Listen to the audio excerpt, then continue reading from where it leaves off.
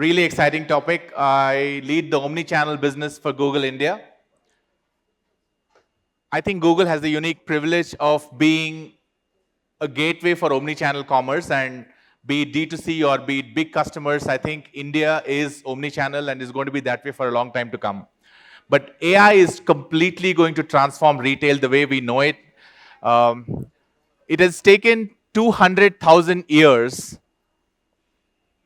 and all of us are actually hunters and gatherers, right? And then it has taken 10,000 years we've done agriculture. It has taken 300 years of industrial revolution and last 25 years of information age. Next slide, please. So Google as a company was born in the era of internet, and as information became universally accessible, Google connected the dots, information with the users and users with brands and businesses, and then the whole world was not the same again.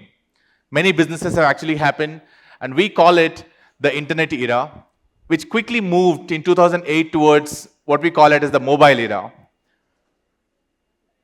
Google was predominantly a desktop company, but when the locational intelligence happened with smartphones and with app ecosystem, what all of us are experiencing is, again, a platform shift that has been phenomenal. And all of us today are bang in the middle of what we call it as the AI era, and this is going to be bigger than the first two things put together.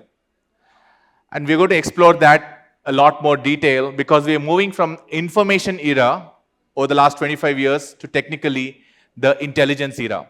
Next slide, please. Can you build it out? So I would not go deeper into LLMs and neural networks and all. I'll save the details for later. But if you look at fundamentally how to even think about it, the best analogy that you can get is actually a human brain. You know, there's a left brain and then the right brain. We are familiar with that? So analytical AI is analogous to actually the left brain part of it, and all of us are familiar to it.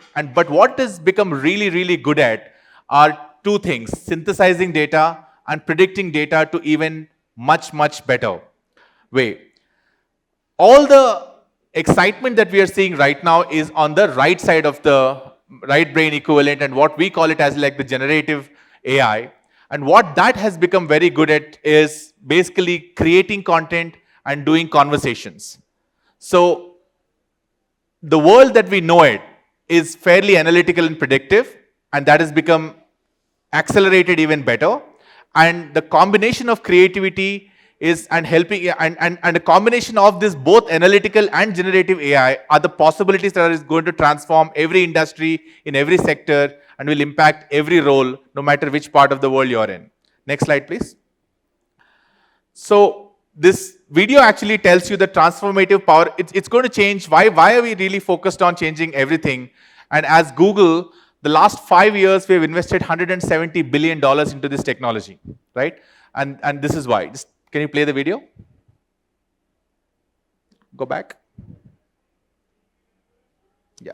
Click on the YouTube link. Yeah.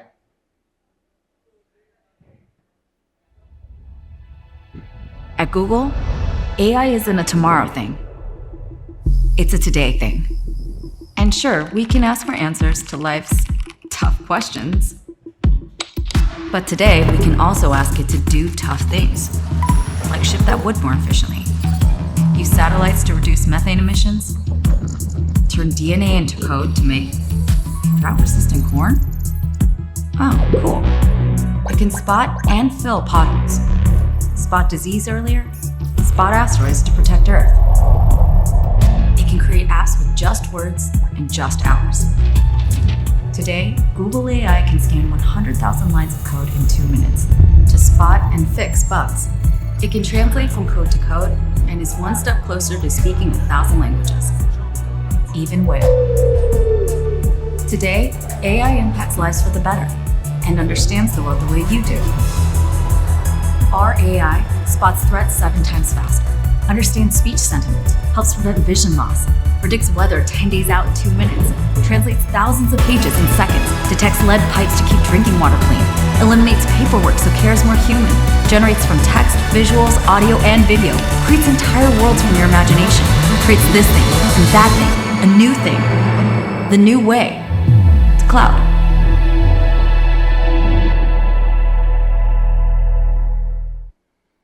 I don't know if you have read that, right? Google AI can read 100,000 lines of code in 2 minutes and fix bugs. So all of you who are entrepreneurs today in this room, here is the most amazing time to kind of start a business, because imagine if you are starting a SaaS company like 10 years ago, or like a Freshworks or something like that to solve a problem. You can actually build equal the scale of that business with at 1/10 the cost. Yeah, and that's the power of what we are experiencing. And Google is privileged to have almost 15 products with more than 500 million plus users and 6 products with more than 2 billion users. All of them are being powered by this technology in every way. Next slide. So we are going all in. Yeah, next slide, please. And how, again, before coming to retail, I just want to share with you how, as a company, we are being reborn, right? And all of us have grown on Google, and it's important to understand what kind of changes are we seeing internally, because I feel I'm in a company where, think of it like a big ship making this dramatic turn at one go. So what is changing? We're creating new consumer experiences. Earlier, you don't need to search on a search bar or even on a chat box going forward, right? Your camera will become your interface. Google Lens, Circle to search. All these forms of innovation are possible because of AI. It is solving societal challenges, intractable problems like breast cancer detection, early breast cancer detection, diabetic retinopathy, AlphaFold, which I will touch upon in a bit. Things that actually would take decades are being solved in like months as we speak. Performance Max. We used to have people and organization structures like YouTube and search and display, and DV360 globally. We have dismantled those structures. There are nobody who's solving for monetization of these products. We're only solving for how do we get our customers online sales, deliver better online sales, offline sales, awareness consideration, and everything works across the product seamlessly. Not possible even few years back. It's actually happening right now. We're calling it Performance Max. And of course, Google Cloud is delivering this to all enterprises going forward. Next slide. And I want to touch upon the transformative power of it using a slightly cross-industry example in healthcare. Have you heard of this project called AlphaFold? Anyone in this room? No. Have you heard of proteins? Protein structures? Yeah, if you're a biology student or if you're in research, you'll get this. The proteins are fundamental to life. Yeah, and solving protein structures and the 3D structures of these proteins, which are so inherent to everything and that forms this world and also our bodies, is so important.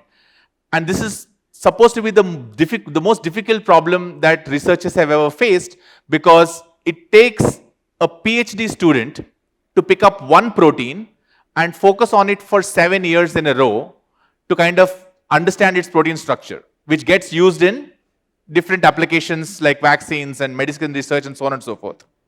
So we acquired this company called DeepMind 10 years ago, and DeepMind in 2020 solved this protein fold problem leveraged by AI and mapped millions of proteins in less than 3 months.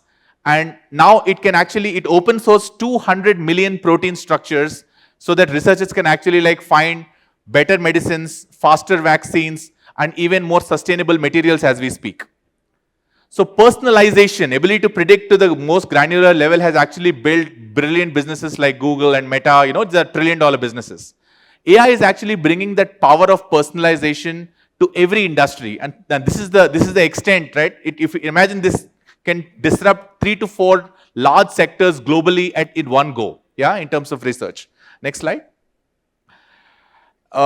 At Google, we are on a mission to help and enable retailers of all sizes all over the world, and I think all this work and the power is actually coming to retailers, and which is why I believe that retail powered by AI is going to be and feel very, very different. Next slide. Yeah, just play this.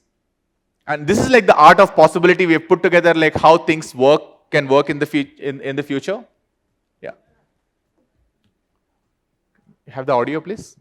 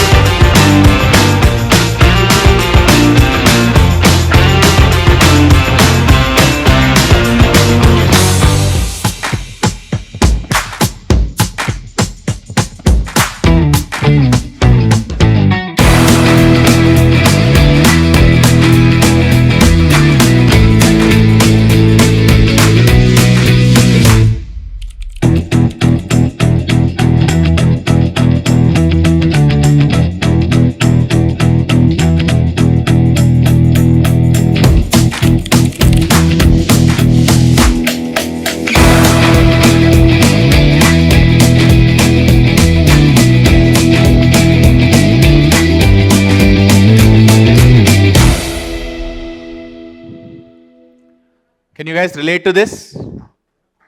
Yeah. So I think Google had this challenge of our ability to, we are like a master chef, right? We kind of put all these products together and only work with big customers, and we are guilty as charged not being able to kind of serve the smallest of customers and early stage customers. Now AI is going to kind of modularly make sure that all of this is available for all customers and democratize access for this. And retail is really, really changing. 71% of the customers are actually expecting personalization, no matter what are you actually selling. People used to come to internet to know what to buy, but now they are also looking for where to buy. And you should be able to lead them to the website or the app or to your store, right? Or any form of quick commerce to be able to kind of deliver a channel a seamless experience. And the third, every part of the process has an opportunity to be automated. I have a lot of friends in retail who never get any time because they are always busy because it's very operations heavy. Because there's data, you can actually automate everything. In the future, there is an opportunity that we are not focusing on building brands, right? We are actually focusing on building brand LLMs who actually, it has data of your sales, of your marketing, of your customers, what's selling, what are the trends, and you're able to kind of deliver quick decisions. AI is going to save our time to do things human does best, which is creativity, empathy, and judgment. Next slide. So I'll not sweat the details, but all aspects of personalization is actually changing. Next slide. And this is changing how people browse and explore. I'm going to bring alive with some examples so that all of you are familiar and what it looks like. And it is not, as I said, it's not a tomorrow thing, it's today's thing. How to acquire customers, how to deliver better consumer experiences. And this is my personal conviction that if AI really succeeds in its promise, marketing the way we know it is going to get commoditized. Because there will be equal access of all these opportunities for all brands, right? Then how do you build experiences on top of it? We have heard Kaval talk about, hey, there are different brands happening. There are 7 ways to kind of, moisturize your scalp and so on and so forth, right? So it's the experience that is going to differentiate. And how do you really deliver all these things in a meaningful way? And how do you really deliver better efficiencies and increasing better conversions and across channels? Next slide, please. So earlier, you really built businesses on Google on search because keywords were very important. If you look at it right now, search generative experiences are actually giving you opportunity to kind of look for a product in a ways that were impossible to do it in the past, right? You just click here. In this case, you're looking for a colorful pattern jacket, and then you can, using generative AI, because you're not limited by your catalog. You can actually give a prompt to say, okay, I need a metallic jacket, and it actually gives you options, and it gives you the closest part of who's selling that metallic, colorful bomber jacket, and it delivers you one retailer which is actually selling it out of 35 billion products that we have access to across the world in a fraction of a second. Next slide. And also, what we are seeing when people are searching using, how many of you have used Gemini? Any? Yeah, raise your hands. Okay. What we are seeing is, we can't share numbers, but the people are really using it in hundreds of millions across the world, and we are seeing a very interesting pattern. People are asking very, very long questions, right? In this case, I can't read it, but somebody is asking a red bike for driving 5 miles in hilly area. He's not looking for a red bike, right? It's a long question which has a lot of context to it, and it actually got something exactly for that person. And queries are going to become longer, right? So how you kind of deliver your context and how you get yourself discovered is going to be very, very, very unique going forward. Next slide. And product shoots are expensive. I've been a brand manager for a long time. They are really costly, and outdoor shoots are even more expensive, right? It's a big cost structure. We have launched Product Studio, where you can technically create everything completely on a fly. Your imagination is only your only limitation. Conversational commerce and apparel returns are the biggest problem in apparel, right? Now you can just give one image to AI, and the user can have an opportunity to kind of look at different sizes, as you can see here, and all of them are not given by the user, right? It is generated by the AI, so that people know exactly how this particular dress looks on me, because I am actually of this body shape. Next slide. And the product studio, as you can see, whether it is higher resolution, background removal, scene genie, and just give your picture, and then it actually delivers an entire beautifully written analysis of actually text which is worthy of e-commerce, all of it in actually seconds. All this is going to remove costs and is going to make it fairly efficient for retailers to ensure perfectly, look. We have Google Merchant Center, and one of the biggest problems we see in Google Merchant Center is that catalogs, when they are uploaded onto Google, they don't have all the checklists. They don't have the right headlines, they don't have the right text, some of them have different MRPs and all of it. Now all of them can actually be in real time automated by AI in a matter of seconds. Next slide. So how can you put AI to work for your business? Next slide. Now, we are also consumers, all of us. We are all planning trips using AI, and we are seeing the beautiful way in which you can literally generate an entire Europe trip, in a time-by-time manner. But you're also running companies, and companies have very different problems. You would have read that Samsung has some proprietary data got leaked. I would not take the name of the competition where actually they actually banned using that product across all employees. The question is, how do you control your data? What will it cost? Because it may be expensive. And how do you ensure that security and data access is going to be there? So these are fundamentally questions that companies are actually asking. And that's what I think most of the cloud companies are trying to kind of deliver this promise. Next slide. Yeah. So just play this video. There are 5 use cases which you should be looking at in terms of where to apply.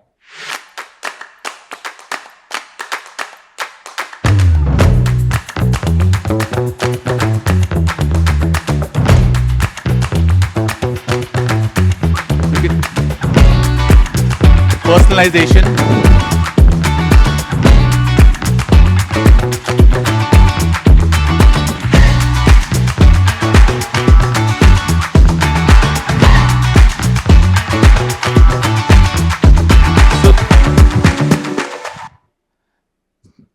Next slide, please. Yeah. Next slide, please. Yeah. So across the companies that we are working on AI, they are asking we are seeing three biggest use cases actually happening, and becomes like a really good checklist for you to ask these questions. What can AI do for you, right? It can make you more money, save cost, or manage your business better.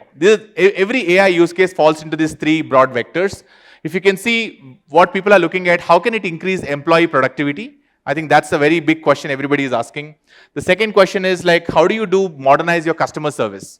In India, if you want to put a call center, to pick up the call, it costs you almost like $1, right? Which is around 70, 80 rupees it costs that just to pick up the call. Somebody on the other side picks up your call, that's the amount of money it costs. Some of these quick commerce companies where bots are actually answering all your queries, to resolve a query about anything, it is actually costing 7 to 8 rupees.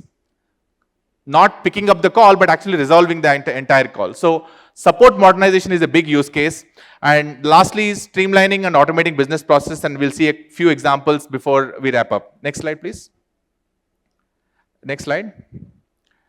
So we've covered some of it. Next slide, please. Yeah. So if you look at it, all the cataloging and, like put up one image, and how do you ensuring that one image can generate the kind of responses that can actually help you in automatic catalogs, which improves better conversion rate, which actually like reduces your return rate, right, for the users. Next slide. Next slide, please. Yeah. And then when it comes to generating more profits, the same technology which is actually powering all of it is also powering ads. So as I think you'll get more and more examples of creatives generated, what kind of creators are working, what kind of creatives can actually deliver superior performance, better targeting, dynamic bidding, and creative, and all of them leads to like better measurement over time. Next slide. Yeah, there are lots of companies are looking at it, and one last thing I want to just share with you is that where we are right now, we are at a very, very early stage of this entire journey. Think of it like probably like a 5 test match series, and we are on the first test match and first day and probably like the first half of the test match. So we are seeing a lot of companies doing a lot of experimentation, which is fair, but less than 10% of the companies are actually doing anything at scale. And what makes this really beautiful for all of you is that this gives you power to kind of even take on bigger companies. There are going to be companies who can learn and get it, and there will be a lot of them, irrespective of their size and scale, are going to be being on the loser side, because if they don't get it right. But where is the best place to start? It is whichever part of your business where you have the best data, because the data loops are the most important one. That's the right and the best place to actually start the business. Next slide, please. So my call for action to all of you is that I think we will be bold as a company, but at the same time we'll be responsible. And equally with all of you, I think it's time to kind of, the biggest risk in this entire thing is retail will change. Users have already changed, and as you can see, be bold, be responsible, and make sure that the future of retail, and as you're thinking of taking your brands onto retail, be it D2C or to Omni, actually is powered by AI at every stage. Thank you so much.